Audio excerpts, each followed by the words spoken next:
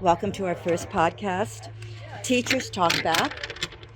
On wine from seascapes, gardens, villages, and vineyards around the world. Today, we're in Catalonia at a winery between the forest and the sea. I'm Leah, and this is Helena.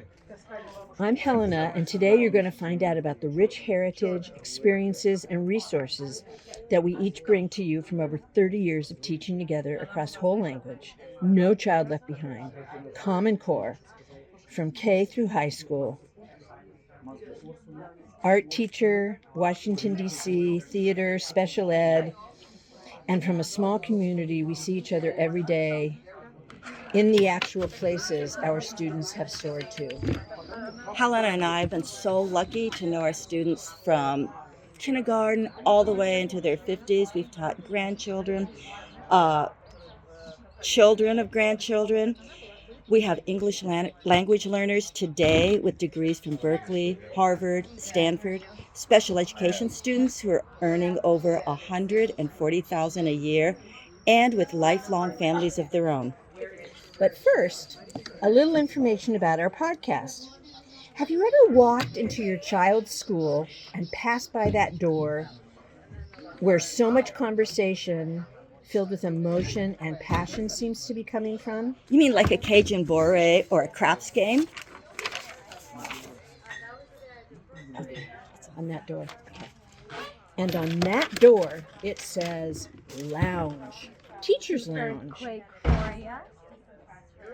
This podcast attempts to capture that authentic energy of teachers who care. Teachers who give their all for every student, especially the most needy. You're right, Helena. Teachers who collaborate together during lunches and breaks about lessons, mainstreaming, successes, failures, about the absolute impossibility of situations that they will solve together during lunches and breaks, pouring out their deepest passions and frustrations, but making it work for the students and families. Teachers Talk Back embraces authenticity in the connection of student to teacher, teacher to parent, teacher to teacher, student to student, student to teacher to parent to school community. Truth and belief in each student and the student's family is our constant platforms. How can we do this? We have to create complete confidentiality. No one, be it school, teacher, or students, wants their challenges revealed in public. Absolutely. Teachers rightfully guard student, family, teacher, and school privacy and confidentiality, particularly with our cherished spectrum of special ed, English language learners, gifted and artistic students. Because confidentiality is at our core in our dedication to truth, that is truth tracking, our names are fake. So are our locations. We might be in Italy's Amalfi coastline if we're discussing the apprenticeship program that worked for Michelangelo of Florence, or in New Orleans if discussing the musical mentoring that created the likes of Aaron Neville. We might be at Dookie Chase's legendary Treme restaurant if we're discussing the power of community, neighborhood, church, food, and diversity in creating confident students full of creativity and success. In summary, we will entertain you with pirated landscapes while pouring truth about education and parenting. Watch for our special guests, past teachers, parents, students. Will our students be on this? Hell yes. We might have one today. I can't wait. But first, grab a glass of wine. Or water, organic juice, tea or coffee. And wine's the best. And here's to you, Cheers, Madame Helena, and to our show today. Yes. Here's some information about us from which our upcoming topics will come from. We're going to introduce each other and give you some information about our backgrounds. My name is Leah, and I am beyond proud to introduce this great lady who I have had the privilege to teach with for over 30 years, almost 40 years. It's a relationship that actually makes me cry. Helena has endless credentials, masters, admin, blah, blah, blah, that she'll tell you about. But to me, what made her a powerful and respected colleague is her genuine dedication to the creative and intellectual process within each student in our high school. Each student, especially my niece, and the fact that Helena is my very own daughter's favorite teacher from high school. So I just wanted to find out, Helena, how did you do that, especially in theater? I mean, my daughter was a hard one to get to like as a teacher, and my niece, she had a lot of challenges, let's put it that way. How did you develop a theater program where students do everything?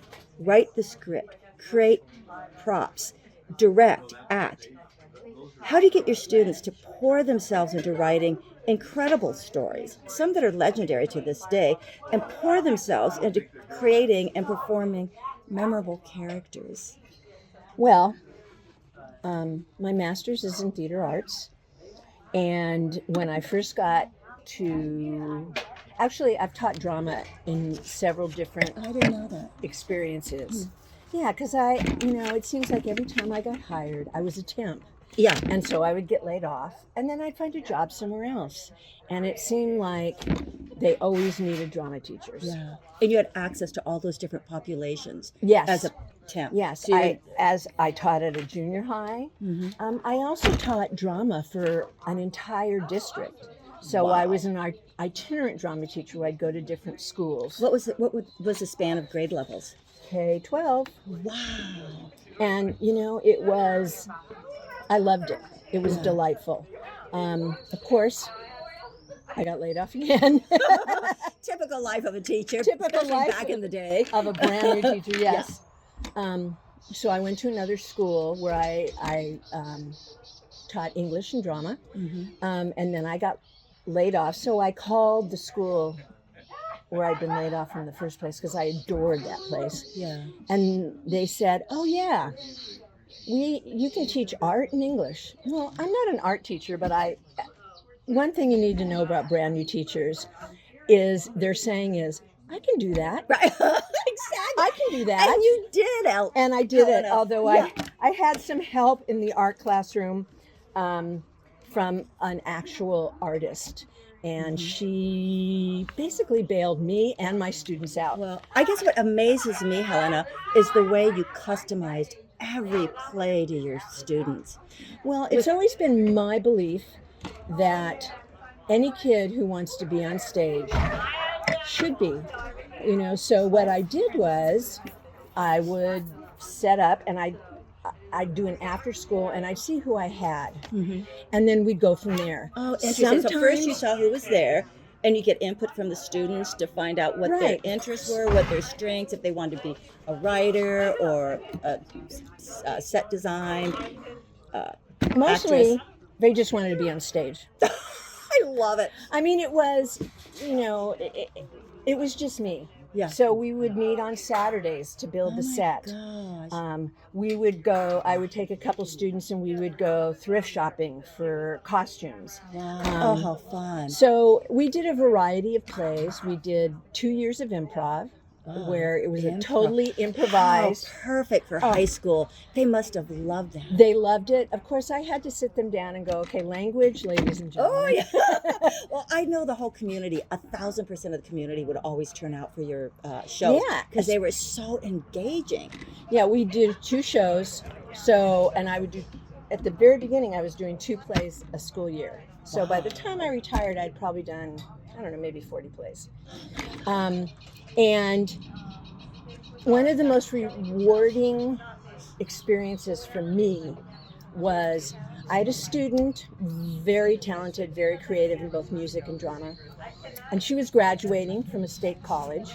And she called me and she said, for my final project, I want to come out there and do a student-written play. Oh, my God. And I went, yes, yes, yes. And she came out, and her and the students, with very little help from me, Incredible. put together this amazing show about students and how difficult certain things are. It was great. And the students gave her input on the script and all of that. The students, she had the basic outline. The students gave her input. So it was kind of improvisational, and she would create lines from there. Fascinating. It was an amazing experience. We also did some social interest plays. Uh-huh. We did one play called Bang Bang You're Dead about school shooting, and Oh my God. we took that on the That was road. risky. It You wa- took it on the road? we went to we went to another school within the district. That's big. Yeah. And for at That's that a time, risky topic. it was a risky topic, and it was funny because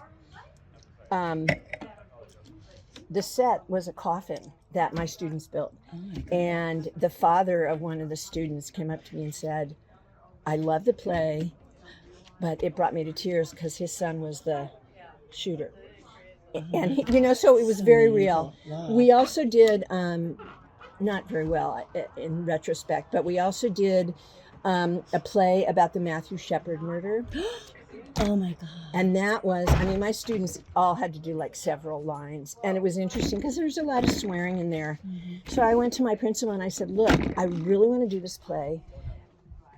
But according to the playwrights, we have to do it as it is. We can't exchange stuff. Oh, interesting. So there was several F words. But it was, that was what I really enjoyed, was plays that made people think. Yeah. That's what I mean by authentic learning. Very it's authentic. Center. It has to do with all the challenges that students have this day, right now, in real life. And the students are solving those challenges by creating the script, acting it out, talking to the board members about language, being aware of all of that, going to the secondhand stores to put costumes together. I was love really it, Helena. I fun. wish I could have been in your class. I really, honestly, didn't know, Helena, everything that was going on. I often had students over to my house. I believe that, Helena. I had AP students come over to do like a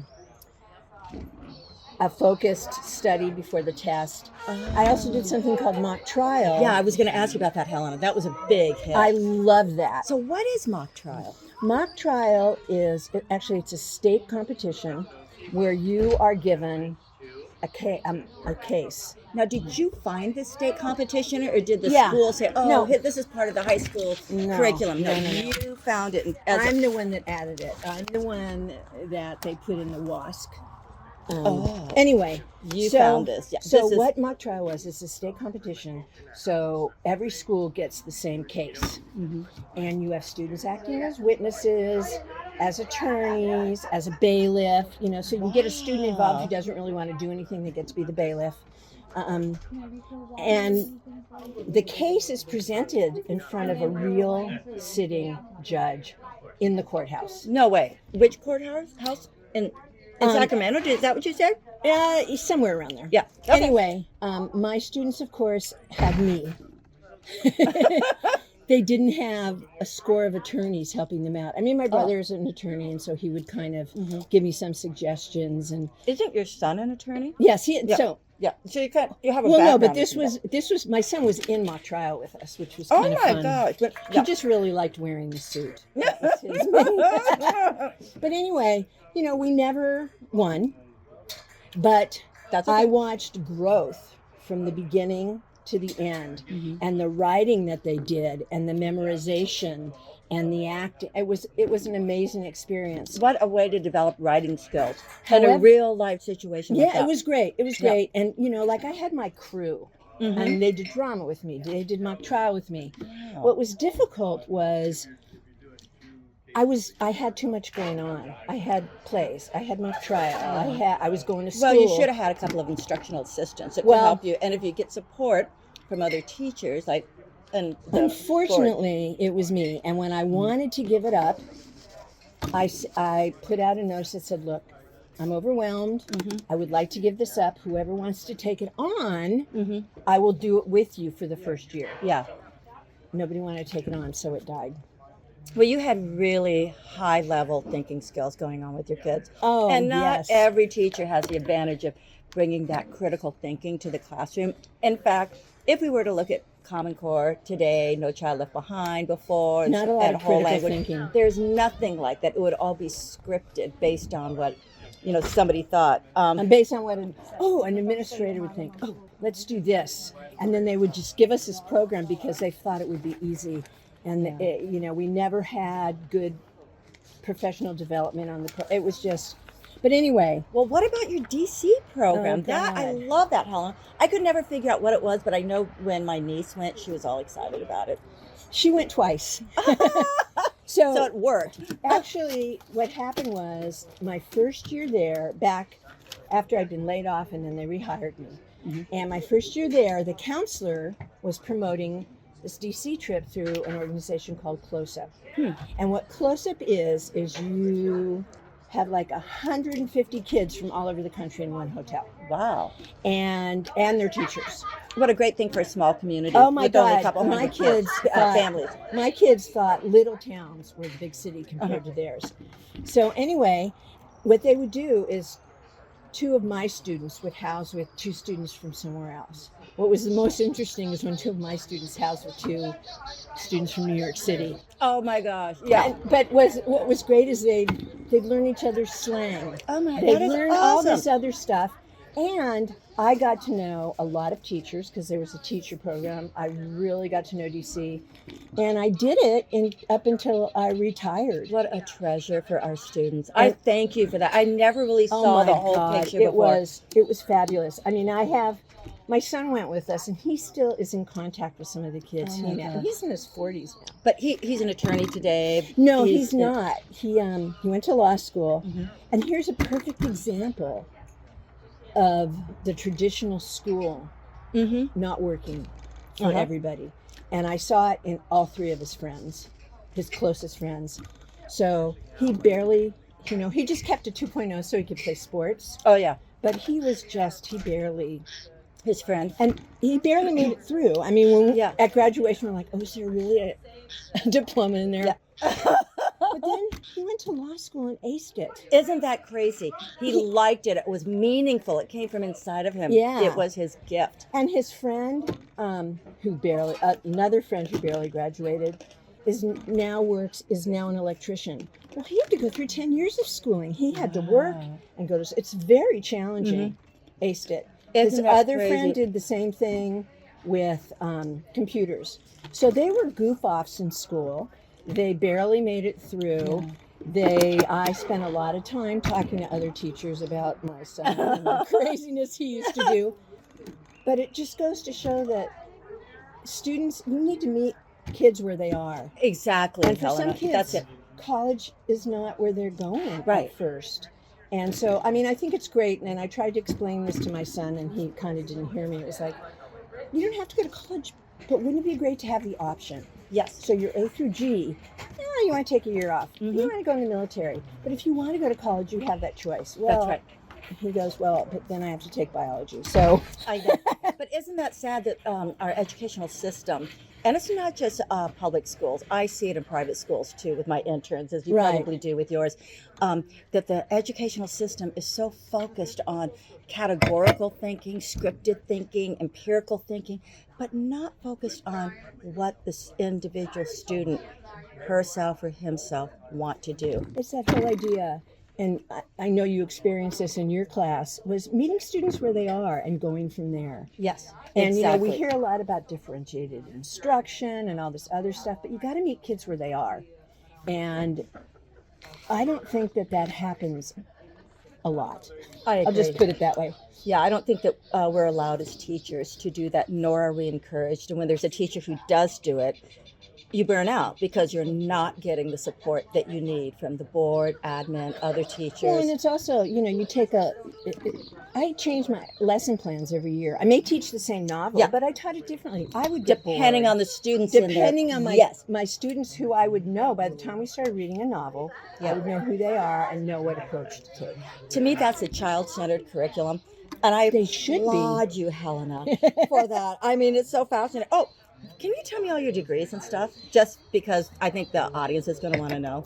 I have a teaching credential. I have an admin credential. Oh, tell me about that. Why you're not being an admin? Because wouldn't you make twice the amount of money and work less the hours? Like you wouldn't be working these 100-hour weeks. You'd only do a regular, at most, 40-hour week. Well, you got to give. I mean, they do work more days. Oh, because they work the summer. Yeah, part of the summer. Mm-hmm. But what I found was it was so easy. I could have phoned it in. So Yeah. the first semester I bought all the books, and Yeah. second semester I didn't. It was common sense. Yeah. And I ended up, with A's, but then I wasn't ready to leave the classroom. Now, didn't you tell me earlier, Helena, that you've taught many incoming teachers through a Yes. variety of teaching situations in universities? Didn't you say that, in your opinion, you thought it was harder to complete the university program as a teacher Oh my than as God. an administrator? Oh, yes. I mean, as an administrator, when I took my admin credential, and maybe it's changed, I don't know, but I got my admin credential, and I didn't have to do any student administrating Oh my like God. teachers have to do student teaching. And they have eyes. They have a university supervisor's eyes. They have a mentor teacher's eyes. I always tell them, get the principal in there to look at you. Have as many eyes on your work as you can. They have to write a huge paper, 80 to 100 pages. They have to turn in a The video. teachers do. The 80 teachers to do. 100 pages. Now, Wow. this is all teaching at least 2 classes full time, which means they have to be there every day to teach those classes. And so, like when I did it, I put myself through college waitressing because it was at night. That's what I do too. Right? Same thing. So it's just, there's so many more demands, so many more eyes on you, so many, okay, do a lesson plan and let me critique. I mean, it's just, when I got my admin credential, there was nothing. That's It was crazy. classwork only, and then I was told by my principal that he's turning over WASC to me to write this WASC report. And I didn't do a very good job, I admit, but it had nothing to do.